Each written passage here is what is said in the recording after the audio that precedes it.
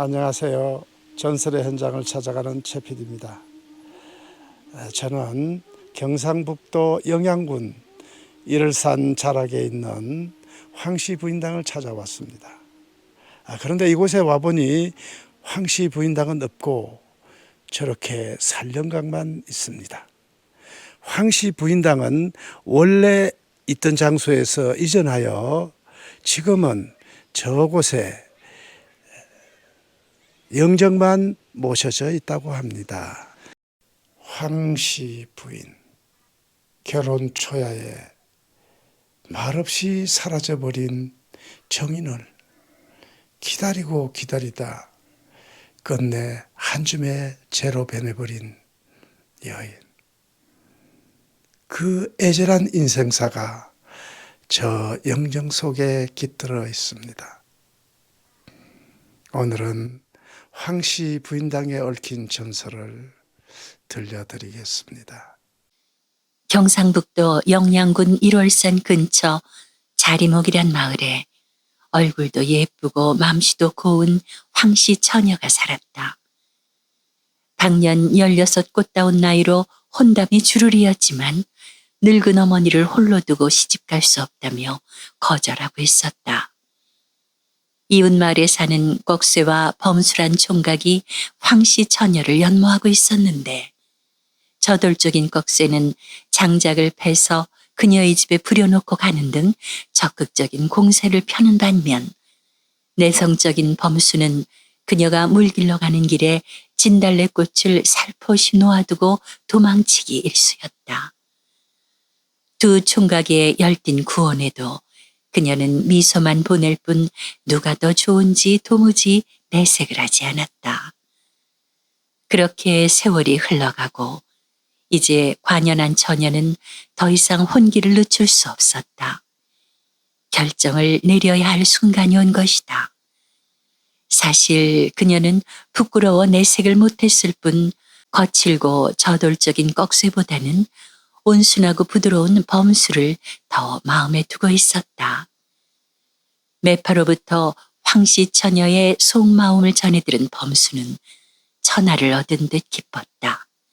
헌데 처자가 자네와 혼인을 하고는 싶어도 늙은 어머니 때문에 마음을 못 정하고 있다네. 매파의 귀뜸을 들은 범수는 흔쾌히 말했다. 저는 부모 형제 없이 혈혈단순으로 살아온 몸입니다. 저랑 혼인만 해준다면 앞으로 그녀의 어머님을 친부모님처럼 모시고 효도하며 살겠습니다. 범수의 뜻이 황씨 처녀에게 전달되자 혼담은 급진전됐고 사주단자와 예단이 오고 간 끝에 결혼 날짜가 잡혀졌다. 이 소식이 전해지자 꺽쇠는 분노했다. 어디서 굴러왔는지도 모르는 뜨내기 놈이 내 각시를 뺏어가다니, 이런 죽일 놈을. 꺽쇠는 분을 참을 수 없는 듯 주먹으로 술상을 내리쳤다. 마을 사람들의 축하 속에 범수와 황씨 처녀의 혼례식이 성대하게 거행됐다. 그토록 연모하던 아가씨가 내 각시가 된다는 사실이 범수에겐 꿈만 같았다. 그날 밤은 유난히 달이 밝았다. 호사스런 병풍과 비단 이불이 깔린 신방에서 신랑과 신부는 합한 줄을 나누었다. 문구멍으로 안을 들여다보며 킥킥거리던 신방지기들도 물러가고 비로소 둘만의 시간을 맞은 것이었다. 범수는 감격한 표정으로 신부를 바라보았다. 나를 선택해 주어 고마워요. 신부는 살포시 미소를 지었다. 그 모습이 너무나 사랑스러웠다. 범수는 더 이상 참지 못하고 신부에게 다가가 족두리를 벗기기 시작했다.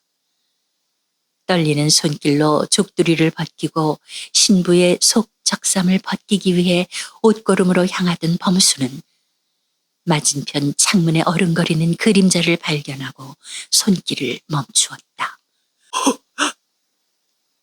달빛이 환한 창호지에 비친 그림자는 날카로운 칼을 든 사람의 손이었다. 그를 죽이기 위해 비수를 든 간부가 창밖에 숨어 있다고 생각하니 피가 거꾸로 솟는 것 같았다.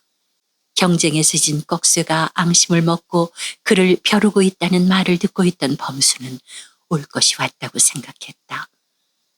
꺽쇠의 우악스럽고 저돌적인 힘과 불같은 성정을 생각하자 전신에 소름이 돋았다. 파랗게 질린 범수는 기다시피 신부 앞을 물러났다. 신부는 신랑의 모습을 의아로이 바라보면서도 뒷간에 가려는 줄 알았는지 그다지 신경 쓰지 않는 모습이었다.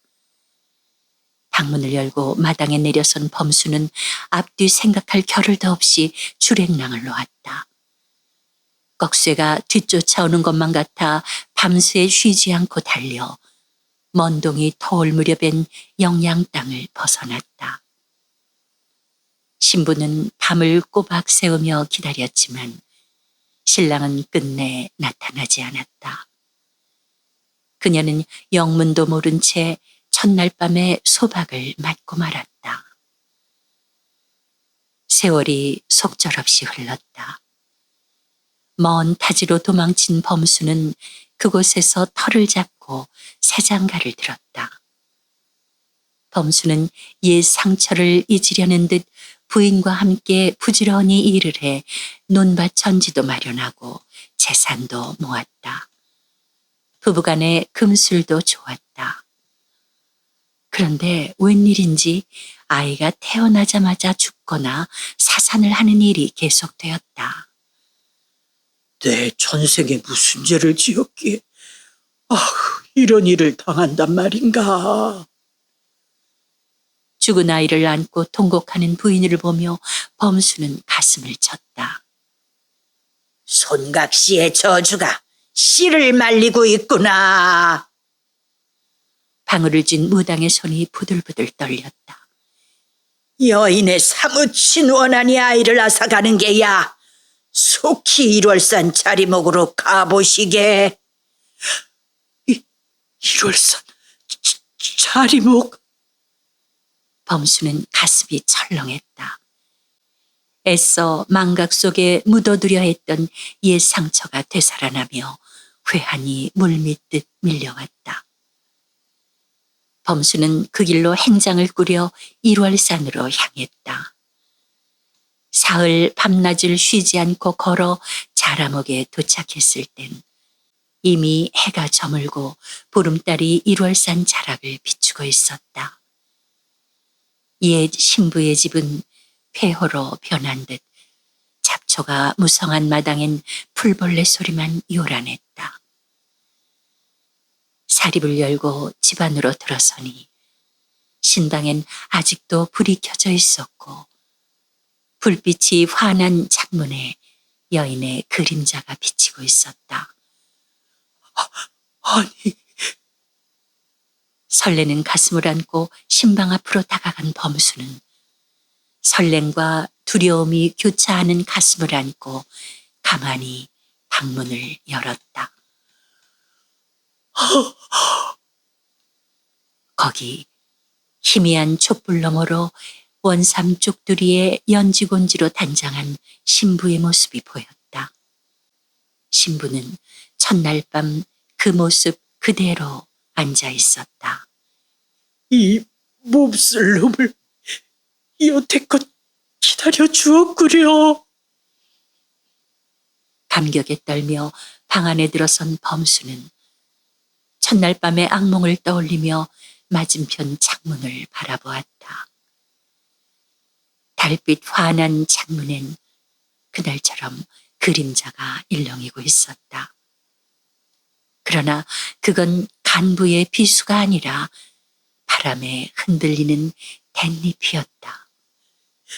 이럴 수가. 우리의 운명을 갈라놓은 게 이것이었단 말인가. 범수는 쇠망치로 얻어맞은 듯 풀썩 주저앉았다. 여보, 내가 죽을 죄를 지었어. 범수는 신부 앞에 무릎을 꿇고 앉아 통곡했다. 내가 죽일 놈이요. 내가 죽일 놈이요. 참회의 눈물을 흘리는 범수를 보며 신부는 조용히 말했다. 서방님, 족두리를 벗겨주시어요. 여보, 날 용서해 주는 거요. 범수는 감격에 떨며 신부를 바라보았다.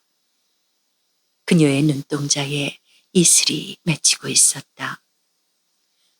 범수는 떨리는 손으로 신부의 족두리를 벗기고 저고리 옷고름을 풀었다.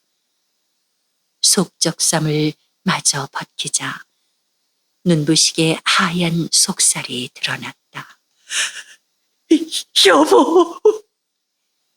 범수는 더 이상 참을 수 없는 듯 그녀를 와락 껴안았다. 그 순간 신부의 몸은 폭삭 주저앉으며 재로 변하고 말았다. 범수는 경악했다. 그토록 아름답던 신부는 어디로 가고 한 줌의 재만 남았단 말인가. 어찌 이럴 수가 있단 말이에요, 여보. 내가 잘못했어. 내가 용서해 주시오. 몇 날 며칠을 울고 세운 범수는 방바닥 흩어진 재를 정성스럽게 쓸어 모았다. 그리고 1월산 정상에 사당을 세우고 그녀의 분신인 재를 봉안하는 한편 아내와 함께 무릎을 꿇고 엎드려 용서를 빌었다. 그 후 범수 부부는 그렇게 소원하던 자식을 갖게 되었으며 자손이 번성해 일가를 이루었다. 정인을 기다리다 재로 변한 신부의 넋을 기리기 위해 세운 이 사당을 사람들은 황씨 부인당이라고 불렀는데 이곳에 와서 빌면 반드시 아이를 갖게 된다 하여 자식 낳기를 바라는 여인들의 발길이 끊임없이 이어져 왔다고 한다.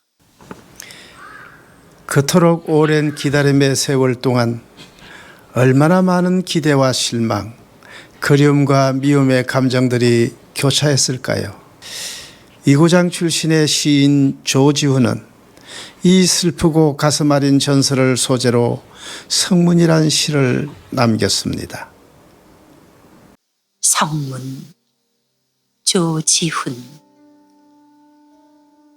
당신의 손끝만 스쳐도 소리 없이 열리는 돌문이 있습니다. 무사람이 조바심치나 굳게 닫힌 이 돌문 안에는 석벽 난관 12층계 위에 이제 검푸른 이끼가 앉았습니다. 몇 말리 굽이치는 강물을 건너와 당신의 따순 손이 저의 흰 목도리를 어루만질 때 그때야 저는 자취도 없이 한 줌 티끌로 사라지겠습니다.